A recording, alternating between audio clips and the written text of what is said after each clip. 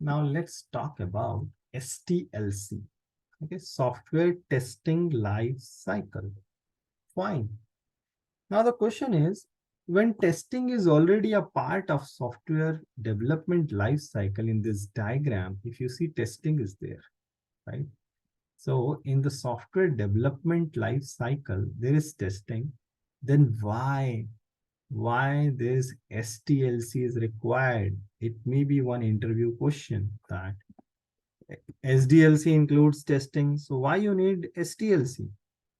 So the answer is to manage the whole testing process, to manage the whole quality assurance process, it's better to have the testing life cycle also, which will work in parallel with software development life cycle. So what we are saying here is nowadays, when you're creating the software, you will not wait for testing to happen after once it is building only, right? Or once you have, you say, you have a release, you have a build, you get some working, thing in your QA environment or stage environment.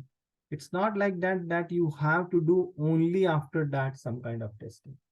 Testing is ongoing activity. Okay, when you are saying STLC, basically you will be doing testing in the planning phase also.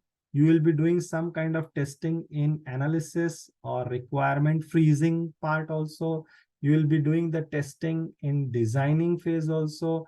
You will be doing the testing during the code is happening, right? Code is built.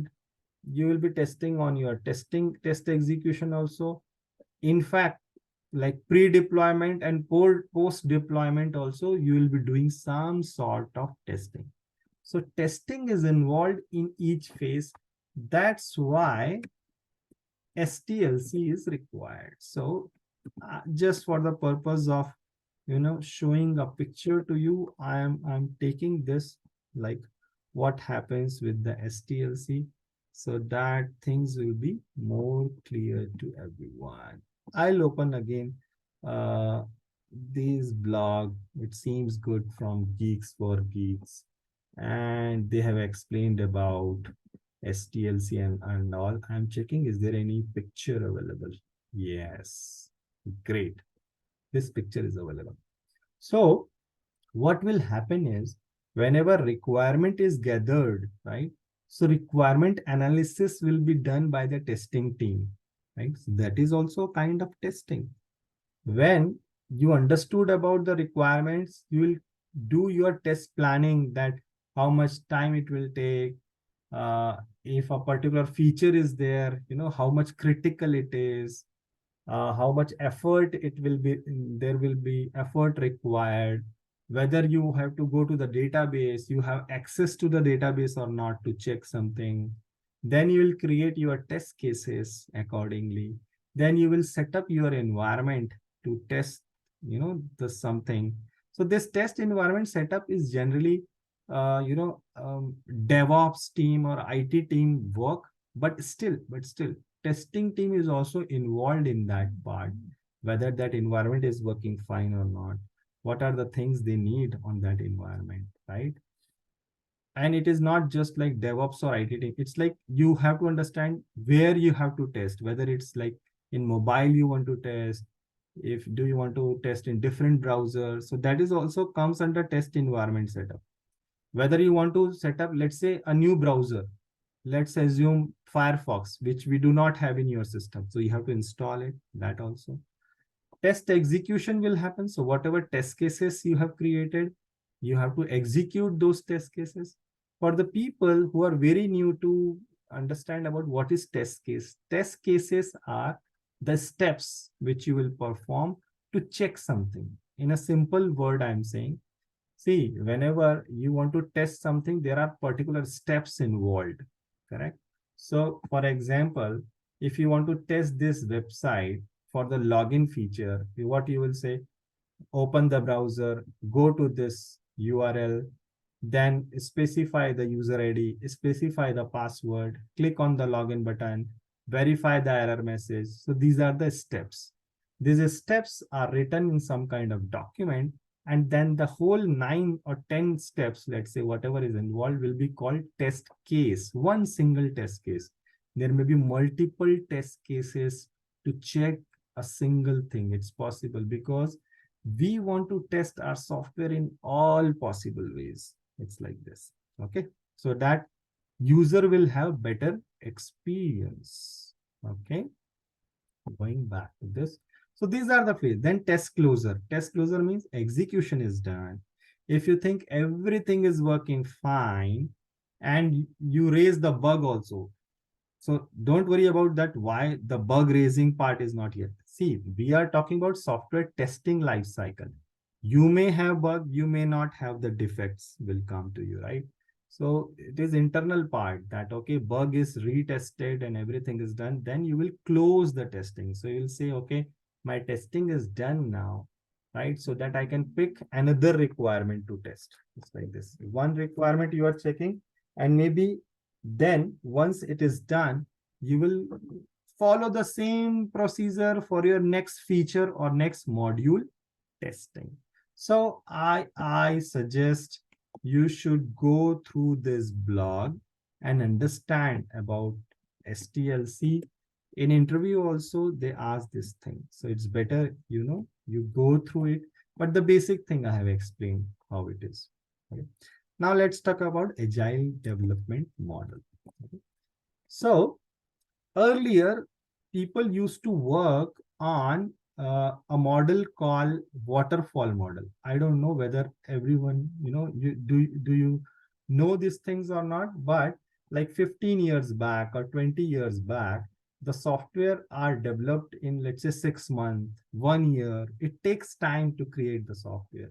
So it was like doing the requirement gathering in 20 days, and then doing the design phase in the next 12 days, then development, the coding will happen in next 68 days. It's just an example. Let's say a project is there for 6 months, right? You have to create a software within 6 months. So these are kind of planning that, okay, testing will happen for next 30 days. Then deployment will happen in 10 days. Then maintenance activity will be there, right? Something like that. So this was old approach, waterfall model, where the software is ready only after 6 months. Software is ready only after 6 months, and the real user or the client, they will be able to see the software only after 6 months. So that was a problem, because client was not getting, or the customer is not getting confidence that what is happening. They don't know till they get this software developed, delivered. They don't know how the software is look like, how many pages are there, what is the color of the button they are putting. They don't know anything, right? But still, this was the way it was happening. But nowadays, to solve this thing, also there was another problem, that whenever some problem will happen, right, it is difficult to find out where it was happened. So for example, during the testing phase, we found out that something is not working. So development team will say there was some problem in the design side. Design team may say that there was some problem in the requirement, right? So in this process, a lot of time will get wasted. You don't know where is the problem, where was the problem, because of that the defect has come. So to resolve this thing, nowadays the software is developed in some other way. So that is called iterative plus incremental model. It's like this. Nowadays, we are following iterative as well as incremental model. So let's assume that this is my final product which I have to deliver, some picture. Now what you do, you develop the things every month. You progress something every month. So first month, you will deliver something like this. So at least the client will have better understanding. Okay, something is in progress. They're able to see, these things are working and they wanted it like this. Maybe then they will suggest, no, just delete this, 4 lines here, right? We don't want that, or anything. They can suggest that Okay, this hand should not be at near the face. This hand should be in another hand, something like this. So we'll suggest it. Then the developer will again, make some changes. Tester will test it. Then they will start putting the, let's say, the colors, and then they'll improve on, and the final thing will be delivered. It's like this. Or this approach where, this will be delivered, then more things apart from uh, the first module, something is added, then delivered. In this way also it will be delivered.